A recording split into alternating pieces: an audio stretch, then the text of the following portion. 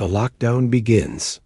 Jake Carter stared at the city skyline through the small apartment window. Buildings stood tall and silent. Streets were empty. The lockdown had started. A galactic virus one that moved faster than light across trade routes had reached Earth. The government responded quickly. No one was allowed to leave their homes. All travel, even between buildings, was banned. The world went quiet. Jake had only just returned from military service. He was supposed to get a few weeks to relax. Instead, he was given a surprise. A roommate, not just any roommate, an alien. Her name was Rayleigh, a Theralian. She had soft, glowing skin like pale silver, and her long hair shimmered with purple strands. Her eyes were deep blue and slitted like a cat's. She barely spoke. They were forced to share the small apartment due to emergency housing rules. Jake wasn't happy about it, but he didn't complain. After all, she didn't seem happy either. They kept to opposite sides of the room. She cooked her food. He made his. She meditated for hours. He watched old movies. The silence between them was thick, almost cold, but something felt strange. On the third night of lockdown, Jake woke up to the sound of something moving, not footsteps pacing, back and forth, fast, nervous. He peeked out of his room and saw Rayleigh in the living room, walking in circles. Her skin was glowing, brighter than usual. Her breathing was heavy, almost shaky. "Hey," he called softly. "You okay?" She didn't answer. She didn't even look at him. She just disappeared into the bathroom and closed the door. Jake frowned. He tried to sleep, but his soldier instincts wouldn't let him. Something was wrong. The next day, Rayleigh stayed in her room. She didn't eat. She didn't speak. Jake thought maybe she was homesick. That evening, she came out. Her hair was wet from a cold shower. She looked pale, even for a Theralian. She reached for a glass of water, but dropped it. Her hand was shaking. Jake rushed forward. "Hey, let me help." "Don't," she said quickly. Her voice was low, strained. "Don't touch me." He froze. "All right, sorry." She turned away, but before she walked off, she whispered one word. "Heat." Jake blinked. "What?" She didn't repeat it. Back in his room, Jake opened his tablet and searched Theralian biology. It was hard to find anything. Their culture was very private. But after some digging, he found it. Theralian heat cycle. Apparently, female Theralians go into a biological phase once every 3 cycles. It affects the body and mind. Normally, they take injections to control it. But the virus outbreak had disrupted all supply shipments, including her medication. Jake stared at the screen, heart pounding. She's stuck in lockdown with me during this cycle. He didn't know what would happen next. The file mentioned emotional imbalance, even aggression, but nothing clear. It was all vague. Another night passed. He heard her again pacing, but this time faster. Her breathing wasn't just heavy. It sounded painful, like she was holding something back. Jake stayed in his room, but then he heard a thud. He rushed out. Rayleigh was on the floor, breathing fast. Her body trembled. Her skin was burning hot to the touch. Her eyes were wide and confused. She reached out, but then pulled her hand back, whispering words in her own language. Jake grabbed a cold towel and pressed it to her forehead. "I won't hurt you," he said softly. "You're not alone." She looked at him, and for the first time, she didn't pull away. Minutes passed. Then slowly she sat up. "You shouldn't be near me," she said. "I don't know what I'll do." Jake smiled a little. "I've seen worse in the army. You're not scary." "You don't understand," she said. "My kind in heat. It's not safe. We lose control." Jake sat beside her, but kept his distance. Then we'll find a way to keep you in control. Together. She looked at him with tired eyes. You should lock your door at night. He nodded. Okay. Then she added, almost as a whisper, thank you for not running away. Jake didn't say anything.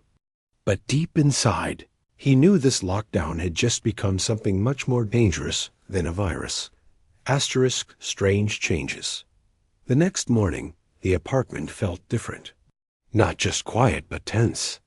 Like something was building under the surface. Jake stood in the kitchen, making instant coffee. The kettle hissed. The silence stretched.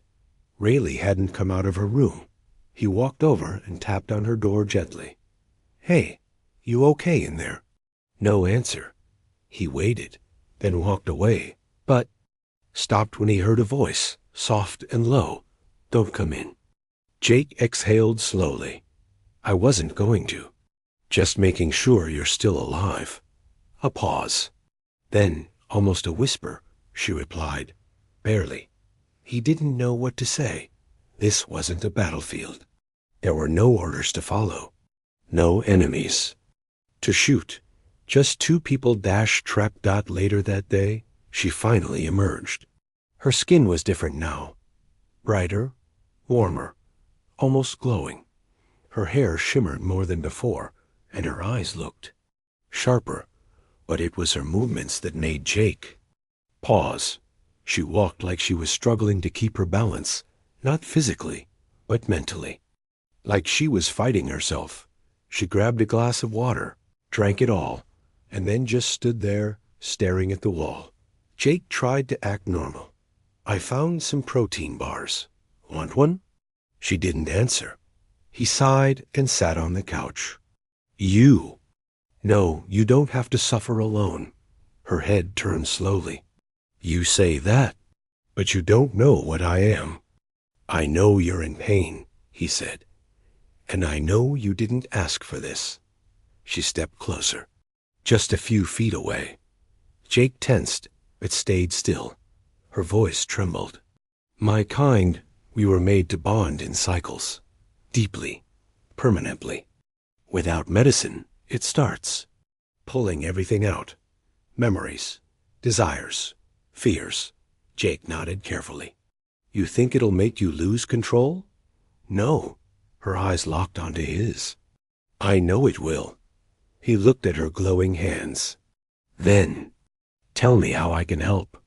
Rayleigh blinked, as if confused by the kindness. Stay away.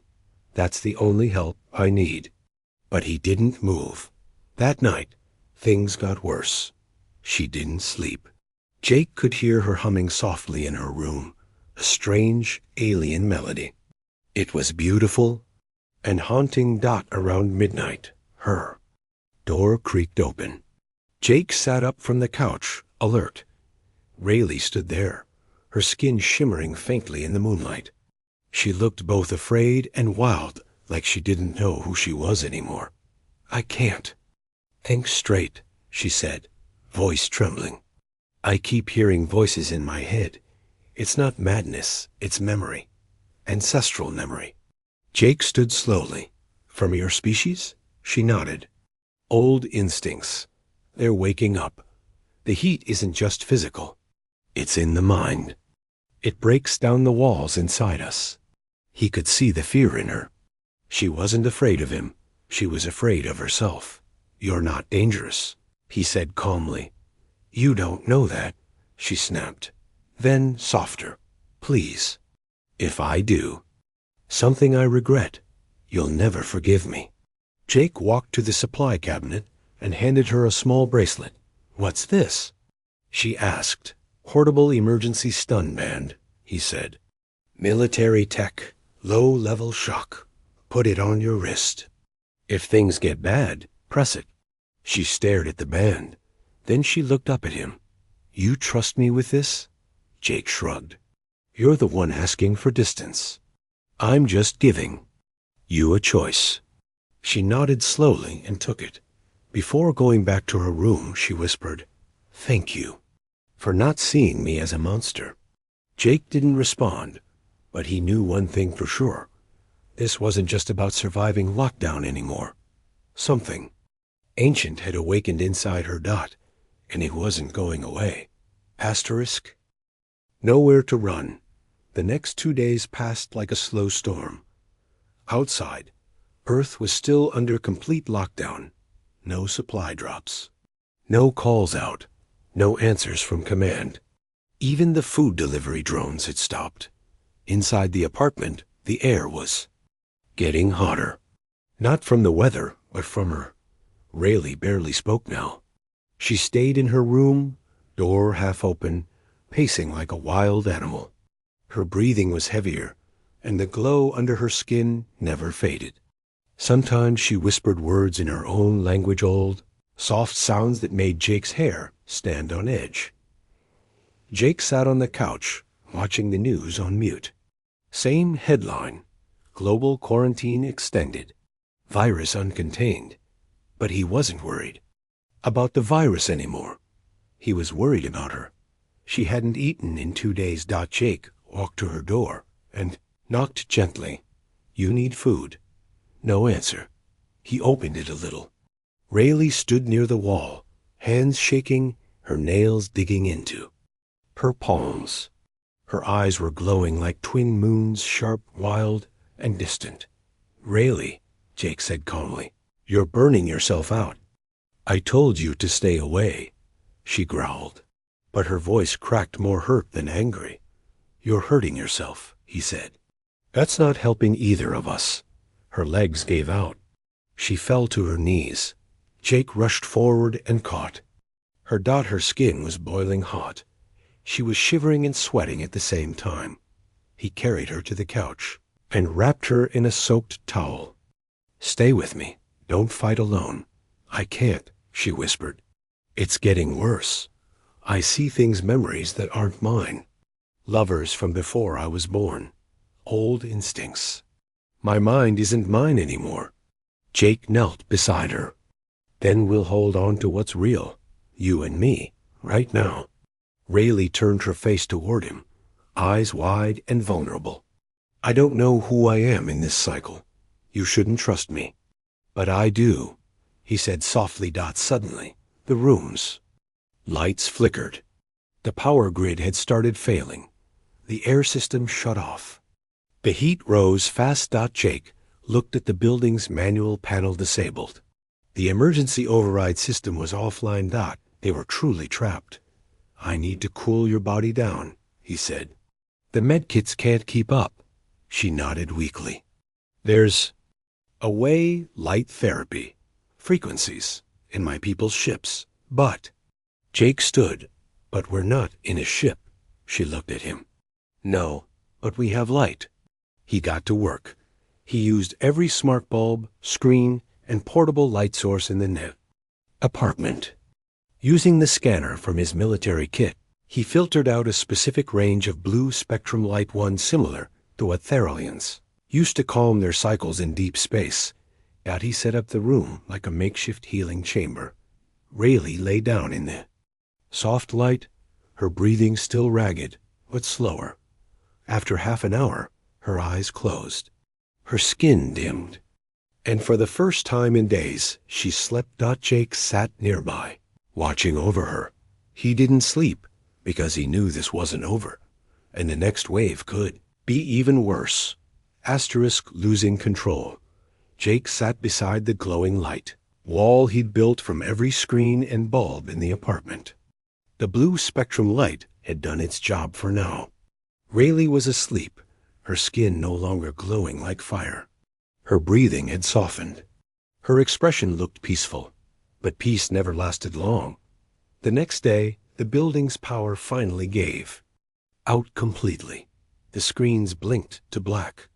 The lights died, and Rayleigh opened her eyes. Jake watched her from the kitchen. She stood slowly, her long hair hanging like a curtain of violet silk. Her eyes locked on him, but something was different. Colder, sharper. "Rayleigh?" he asked carefully. She didn't respond. Instead, she took one slow step forward, then another. Her pupils had narrowed to slits, and her hands twitched at her sides. Jake backed up a step, just in case. "You know me, right?" he said gently. She blinked. For a second, confusion flashed across her face. Then she pressed both palms against her temples. "They're too loud." "Who?" "The voices," she whispered. "The old ones. The ones inside." Jake moved slowly, placing the stun bracelet he gave her earlier on the table. "You're stronger than them," he said. "You're still you." She reached out and stopped. Her fingers hovered over his face, trembling. Then she dropped to her knees, shaking. Jake knelt beside her. "Tell me what you're feeling." "It's like being pulled apart," she sighed. "Like two people are inside me. One wants to bond. The other wants to break everything that moves." She looked up at him, pain in her eyes. "I don't want to hurt you, Jake." "You won't," he said softly. "I trust you." Tears welled in her glowing eyes. "Then you're a fool." Suddenly, her body jerked. She slammed her palm against the wall, cracking the panel. Her breath came in fast, hard gasps. "Rayleigh, breathe." "Focus on my voice," Jake said. She turned and ran into the bathroom, locking. The door behind her. Jake heard glass break. Then silence. He didn't wait. He broke the lock and burst in. Rayleigh sat on the floor, surrounded by shattered glass and water. A broken bottle of Theralian scent oil lay at her feet, used for calming cycles, but now empty. Her hand was cut. Blood blue and glowing dripped onto the tiles. "I didn't want you to see this," she whispered. Jake knelt, took her hand, and gently wrapped it in cloth. "Too late. I've seen it, and I'm not leaving." She looked away. "You don't understand what happens if I complete the cycle without proper bonding. It burns us from the inside out. My mind. It won't survive another wave. Then we'll find another way," he said. "There's always a way." She shook her head. "You don't get it. This isn't just pain. It's a calling. It demands connection. It demands surrender." Jake's voice dropped low. "What do you want, Rayleigh? Not the instincts. Not the voices. You." She looked at him, stunned. I don't know anymore." That night, they didn't sleep. Jake stayed awake beside her, while she sat curled on the floor, staring at the flickering emergency light like it was her last star. When dawn came, Rayleigh spoke again. "If the next wave comes," she said softly, "you have my permission." "For what?" "To stop me. Any way you must." Jake looked at the stun band in his hand. He didn't say yes, but his heart felt heavier than ever. Before. Asterisk. Understanding her pain, the apartment felt like a different world now. The lights were gone. The temperature rose hour by hour. Outside, the sky stayed silent. No drones, no news. No rescue. Inside, Jake moved carefully. Rayleigh lay still on the couch, her breathing slow but uneven. She hadn't spoken in hours. He studied the last pieces of data from his military tablet. Most of the files about Theralian biology were locked, classified, or corrupted. But one old medical log still worked. Jake leaned forward, reading out loud. "Theralian bonding cycles are triggered by internal rhythms and external emotional responses. A lack of release or proper support can lead to neural instability and potential identity fracture." He paused and looked at her. That's what she was fighting. Not just instinct, but the fear of losing herself. Jake rose and started building something. He dragged screens back out, rewired a power cell from a military battery, and created a narrow light strip tuned to Theralian calm frequencies. He added soft sound pulses, matching what the file described as ancestral comfort tones. He turned it on. The room lit up in cool blue light. A soft, almost musical hum filled the air. Rayleigh stirred. Her glowing eyes blinked open. She looked around, slowly, as if unsure of where she was. Did it work? she asked. Jake smiled. Sort of temporary patch. But it should slow things down. She sat up, touching the glowing panel. You did all this for me? Jake shrugged. It's what roommates do. A small smile crossed her lips for the first time in days. I haven't smiled in a long time. She whispered. Jake sat across from her. Why did you come to Earth? She looked surprised. Then quiet. I was supposed to study your people, she said, to learn how humans handle trauma, emotion, attachment. My government thought humans were reckless, emotionally unstable. And what do you think now? She looked at him. I think you're not unstable. You're just honest. They sat in silence. Later that night, Rayleigh walked into the kitchen. Her steps were slow, but steadier. She poured 2 cups of water and brought one to Jake. He blinked. Is this a peace offering? She said. And ... you. He nodded, touched but quiet. She sat beside him, not far away, close enough that their arms nearly brushed. Your presence keeps me from losing control, she said softly. But it also makes it harder. Jake turned his head. Why? Because when you care for someone, it makes the instinct stronger, she said. More real. The air between them changed. Jake spoke carefully. Then we'll face it together. All of it. She looked away. No one has ever said that to me before. Then something unexpected happened. Rayleigh began to cry. Not loud. Not dramatic. Just quiet. Glowing tears that fell down her cheeks like tiny stars. Jake handed her a cloth and didn't say a word. Because sometimes silence was the most human thing of all. Asterisk. The door unlocks. The storm inside her had quieted. But only for now. Rayleigh sat on the floor, leaning against the wall. Her eyes were half closed. The blue light strip flickered weakly, its power nearly drained. Jake sat nearby, holding a portable battery and doing calculations. This one's got maybe 30 minutes left. After that, we're out. Rayleigh didn't answer right away. She was breathing steadily, but he could see the tension in her hands. She was holding on, fighting each second. The final wave is coming, she whispered. Jake nodded. I know. I don't want to lose who I am, she said. Not when I've just started to feel alive again. He looked at her, voice quiet. Then don't let go. Hold on to me. Rayleigh opened her eyes. And for the first time, she didn't look like a stranger. She looked human. Not in body, but in the pain she carried, in the hope she barely believed in. Suddenly, a beep echoed through the room. Jake stood up fast. The apartment door lit up green. Unlocked. The lockdown had ended. They both stared at it. Jake stepped closer. The panel showed a message. Quarantine lifted. Safe for departure. I can leave, Rayleigh said. Jake didn't move. Do you want to? Rayleigh looked down. I don't know. I came here to study humans, but I never expected to become one. Not like this. Jake smiled softly. We're not perfect, but we stick around when it matters. She walked up to the door, placed her hand on it, but didn't open it. I don't know what happens if I leave this room, she said. I don't know who I'll be.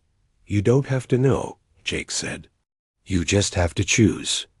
Rayleigh turned to face him.